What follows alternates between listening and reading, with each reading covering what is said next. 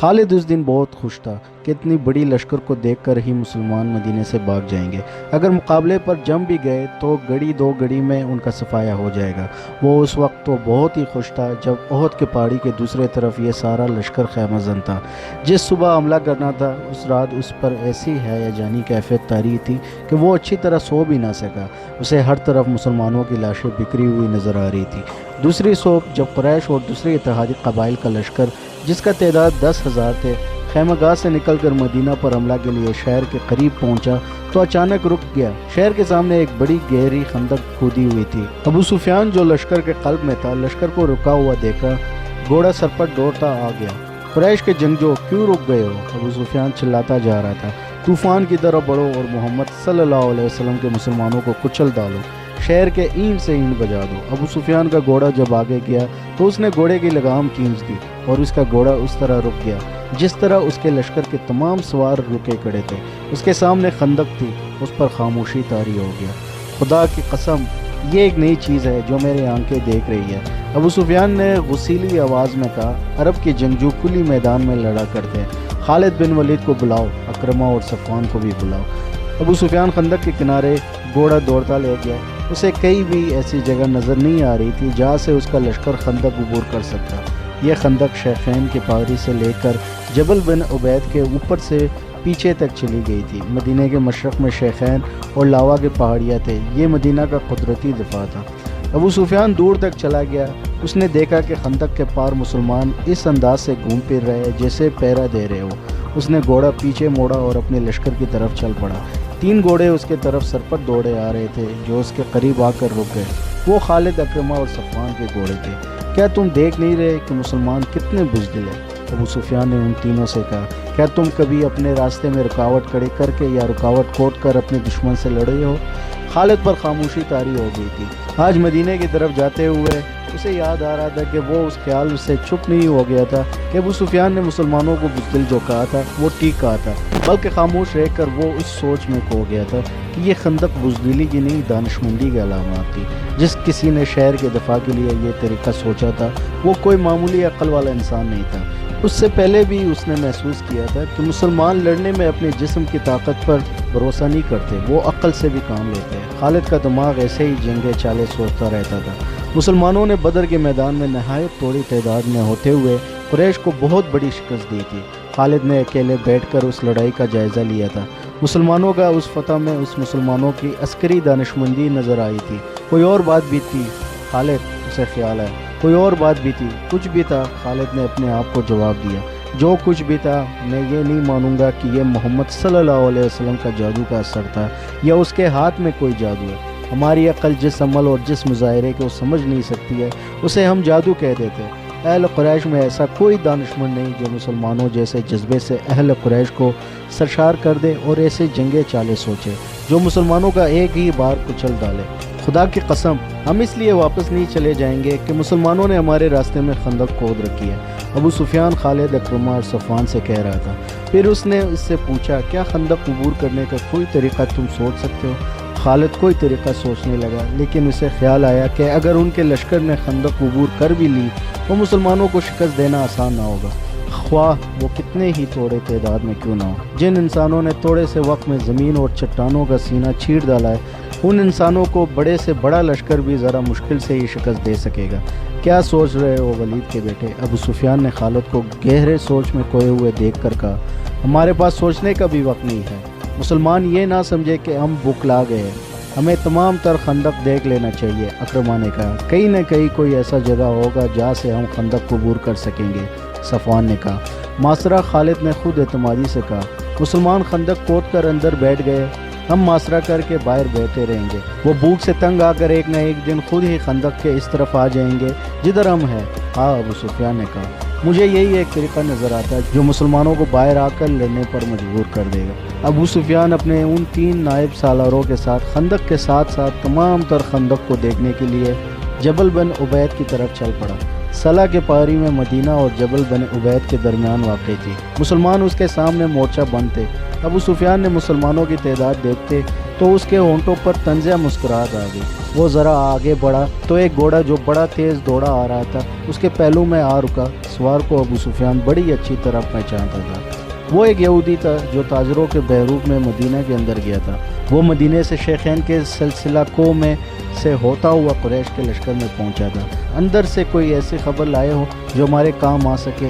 ابو سفیان نے پوچھا اور کہا، ہمارے ساتھ ساتھ چلو اور اتنا اونچا بولتے چلو کہ میرے یہ 3 نائب بھی سن سکے۔ مسلمانوں نے شہر کے دفاع اور آبادی کے تحفظ کو جو انتظامات کر رکھی ہے وہ اس طرح ہے۔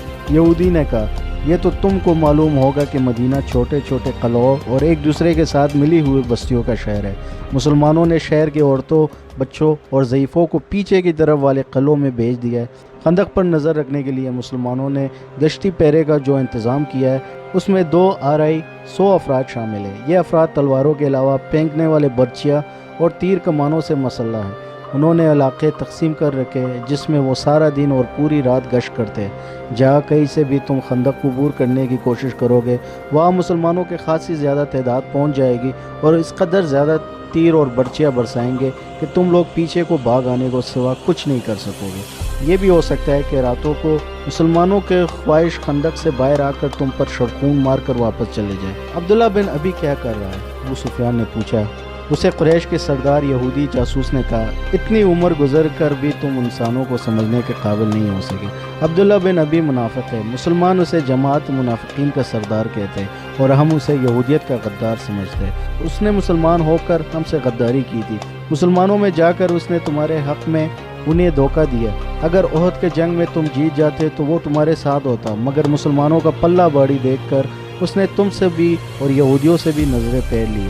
تمہیں اس آدمی پر بھروسہ نہیں کرنا چاہیے جو کسی مذہب کا پیروکار اور وفادار نہ ہو۔ اور حیو بن اخطب کا؟ ابو سفیان نے پوچھا۔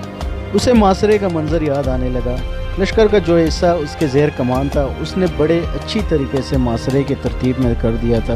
یہ معاشرہ 22 روز تک رہا۔ پہلے 10 دنوں میں ہی شہر کے اندر مسلمان خوراک کی کمی محسوس کرنے لگے، لیکن اس سے قریش کو کوئی فائدہ نہیں پہنچ سکتا تھا کیونکہ وہ اپنے ساتھ خوراک اور رسد بہت کم لائے تھے۔ ان کے وہم و گمان میں بھی نہیں تھا کہ انہیں مسلمان اپنے معاشرے میں لمبے عرصے کے لیے بٹا لیں گے۔ خوراک کی جتنی کمی شہر والے محسوس کر رہے تھے اس سے کچھ زیادہ کمی قریش کے لشکر میں اپنا اثر دکھانے لگی تھی۔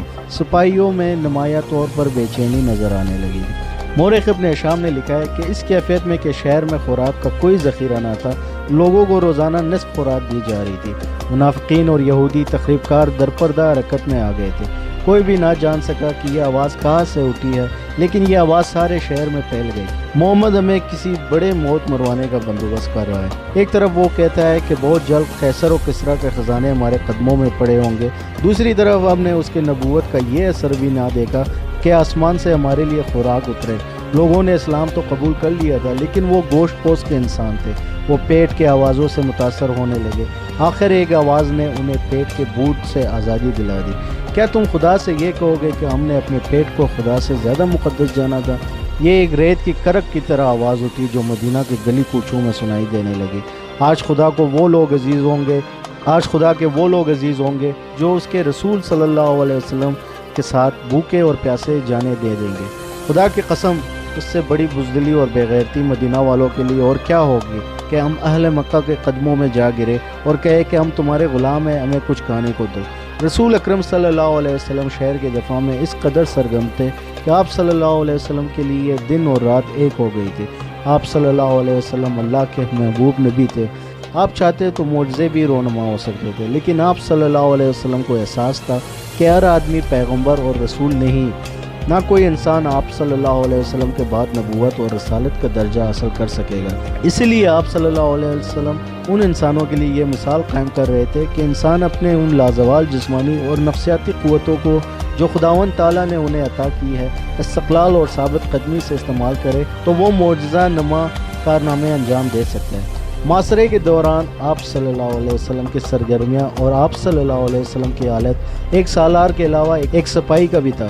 آپ صلی اللہ علیہ وسلم کو اس کیفیت اور اس سرگرمی میں دیکھ کر مسلمان بھوک اور پیاس کو بھول گئے اور ان میں ایسا جوش پیدا ہو گیا کہ ان میں بعض خندق کے قریب چلے جاتے اور قریش کو بزدلی کے دانے دیتے۔ وہ 7 مارچ 627 عیسوی کا دن تھا جب ابو سفیان نے پریشان ہو کر کہا ہویو بن اخطب کو بلاؤ۔ اس کے پریشانی کا باعث یہ تھا کہ 10 دنوں میں ہی اس کے لشکر کا خوراک کا ذخیرہ بہت کم رہ گیا تھا۔ سپاہیوں نے قریب جا کر بستیوں میں لوٹ مار کر کے کچھ خوراک تو حاصل کر لی تھی، لیکن اس ریگزار میں لوگوں کے گھروں میں بھی خوراک کا کوئی ذخیرہ نہیں ہوتا تھا۔ قریش کے لشکر میں بددلی پھیلنے لگی۔ اپنے لشکر کے جذبے کو یوں ٹنڈا پڑتے دیکھ کر اس نے یہودیوں کا ایک قبیلے کا سردار کو ہویو بن اخطب کو بلایا، جو قریش کے زمین دوز مدد کے لیے لشکر کے قریب ہی کہیں موجود تھا۔ وہ تو اس انتظار میں تھا کہ اہل قریش اسے بلائے اور اس سے مدد مانگے۔ مدینے سے کچھ ہی دور یہودیوں کا ایک قبیلہ بنو قریظہ کی بستی تھی۔ اس قبیلے کا سردار کعب بن اسد تھا، اس بستی میں رہتا تھا۔ اس رات جب وہ گہری نیند سویا ہوا تھا، دروازے پر بڑی زور کی دستک سے اس کی آنکھ کھل گئی۔ اس نے اپنے غلام کو آواز دے کر کہا، دیکھو باہر کون ہے؟ ہویا بن اخطب آیا۔ غلام نے کہا، رات کے اس وقت وہ اپنے ہی کسی مطلب سے آیا ہوگا۔ کعب بن اسد نے غصیلے آواز میں کہا، اسے کہو کہ میں اس وقت تمہارا کوئی مطلب پورا نہیں کر سکتا، دن کے وقت آنا۔ بنو قریظہ یہودیوں کا وہ قبیلہ تھا جس نے مسلمانوں کا ساتھ دوستی کا اور ایک دوسرے کے خلاف جنگ نہ کرنے کا معاہدہ کر رکھا تھا۔ اس معاہدے میں یہودیوں کے دوسرے 2 قبیلے بنو قینقاع اور بنو نذیر بھی شامل تھے، لیکن ان دونوں قبیلوں نے اس معاہدے کے خلاف ورزی کی تھی اور مسلمانوں نے انہیں وہ سزا دی تھی کہ وہ لوگ شام کی طرف بھاگ گئے تھے۔ صرف بنو قریظہ تھا جس نے معاہدے کے برقرار رکھا اور اس کا احترام کیا۔ مسلمان جنگ خندق میں اس قبیلے کی طرف سے ذرا سا بھی خطرہ محسوس نہیں کر رہے تھے۔ ہویو بن اخطب بھی یہودی تھا۔ وہ کعب بن اسد کو اپنا ہم مذہب بھائی سمجھ کر اس کے پاس گیا تھا۔ وہ کعب بن اسد کو مسلمانوں کے خلاف اکسانا چاہتا تھا، اسی لیے وہ غلام کے کہنے پر بھی وہاں سے نہ ہٹا۔ کعب بن اسد نے پریشان ہو کر اسے اندر بلایا۔ میں جانتا ہوں تم اس وقت میرے پاس کیوں آئے ہو۔ کعب بن اسد نے ہویو سے کہا، اگر تم ابو سفیان کے کہنے پر آئے ہو تو اسے کہہ دو کہ ہم نے مسلمانوں کے ساتھ جو معاہدہ کیا ہے اس پر مسلمان پوری دیانتداری سے قائم ہیں۔ وہ ہمیں اپنا حلیف سمجھتے اور انہوں نے ہمیں پورے حقوق دے رکھے ہیں۔ کعب بن اسد ہوش میں آ، ہویو بن اخطب نے کہا، بنو قینقاع اور بنو نذیر کا انجام دیکھ لے۔ مسلمانوں کی شکست مجھے صاف نظر آ رہی ہے۔ خدا یہودا کے قسم 10,000 کا لشکر مسلمانوں کو کچل ڈالے گا۔ پھر یہ مسلمان تم پر ٹوٹ پڑیں گے کہ یہودیوں نے انہیں شکست دلائی ہے۔ تم چاہتے کیا ہو ہوئے؟ کعب بن اسد نے پوچھا۔ قریش کے لشکر کا ایک حصہ پہاڑوں کے پیچھے سے تمہارے پاس پہنچ جائے گا، ہویو نے کہا۔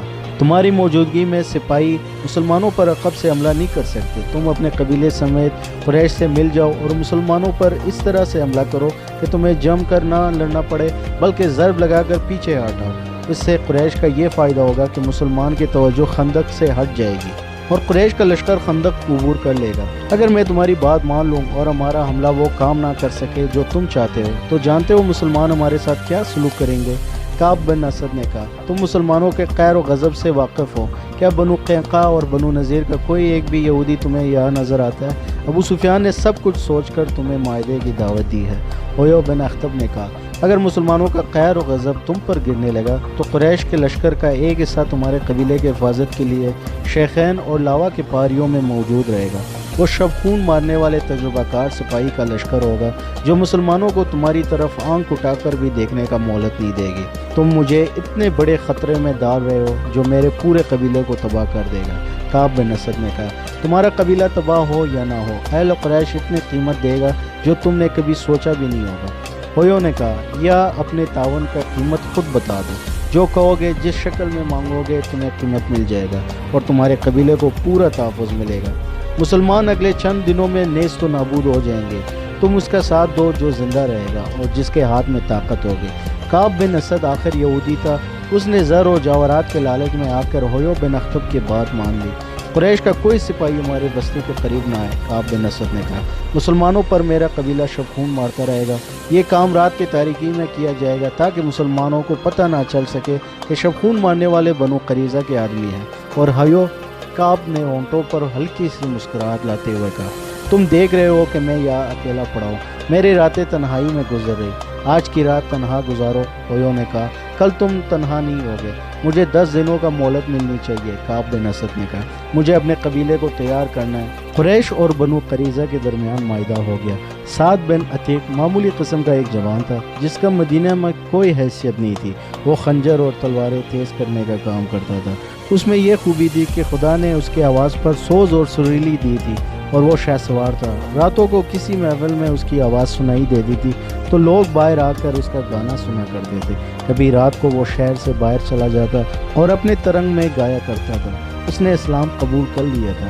ایک رات وہ پرسوز آواز میں شہر سے دور کہیں گا رہا تھا کہ ایک بڑی خوبصورت اور جوان لڑکی اس کے سامنے یوں آ کر کھڑی ہوئی جیسے کوئی جن یا چڑیل انسان کے حسین روپ میں آ گئی ہو۔ سعد گھبرا کر خاموش ہو گیا۔ اس آواز سے مجھے محروم نہ کر جو مجھے گھر سے نکال لائی ہے، لڑکی نے کہا۔ مجھے دیکھ کے تو خاموش ہو گیا ہے تو میں دور چلی جاتی ہوں۔ اپنے نغمے کا خون نہ کر، تیرے آواز میں ایسا سوز ہے جیسے تو کسی کے فراق میں نغمہ سرا ہے۔ کون ہے تو؟ سعد نے کہا۔ اگر تو جنات میں سے ہے تو بتا دے۔ لڑکی کی جلترنگ جیسی ہنسی سنائی دی۔ صحرا کے شفاف چاندنی میں اس کی آنکھیں ہیرو کی طرح چمک رہی تھی۔ میں بنو قریظہ کا ایک یہودی کی بیٹی ہوں اور میں مسلمان ہوں۔ مذہب کو درمیان میں نہ لا، یہودن نے کہا۔ نغموں کا کوئی مذہب نہیں ہوتا۔ میں تیرے لیے نہیں، تیرے نغمے اور تیری آواز کے لیے آئی ہوں۔ سعد دوبارہ اپنے دام میں گنگنانے لگا۔ ایک روز یہودن نے اسے کہا کہ سعد قبول کرے تو وہ اس کے پاس آ جائے گی اور اسلام قبول کر لے گی۔ 2-3 روز ہی گزرے تھے کہ مدینے کا معاشرہ آ گیا۔ سعد بن عتیق کا کام بڑھ گیا۔ اس کے پاس تلواریں، خنجر اور بچوں کا انیا تیز کروانے والوں کا ہجوم رہنے لگا۔ وہ راتوں کو بھی کام کرتا تھا۔ ایک روز یہ یہودن اپنے باپ کی تلوار اٹھائے اس کے پاس آئی۔ تلوار تیز کرانے کے بہانے آئی ہوں، یہودن نے کہا۔ آج ہی رات یہاں سے نکلو ورنہ ہم کبھی نہ مل سکیں گے۔ کیا ہو گیا ہے؟ پرسوں شام میرے باپ نے مجھے کہا کہ قبیلے کے سردار کعب بن اسد کو میری ضرورت ہے۔ یہودن نے بتایا۔ باپ نے ہوئے بن خطب کا نام بھی لیا تھا۔ میں کعب کے گھر چلی گئی۔ وہاں ہوئی کے علاوہ 2 اور آدمی بیٹھے ہوئے تھے۔ وہ اس طرح کی باتیں کر رہے تھے کہ مسلمانوں کے آخری دن آ گئے۔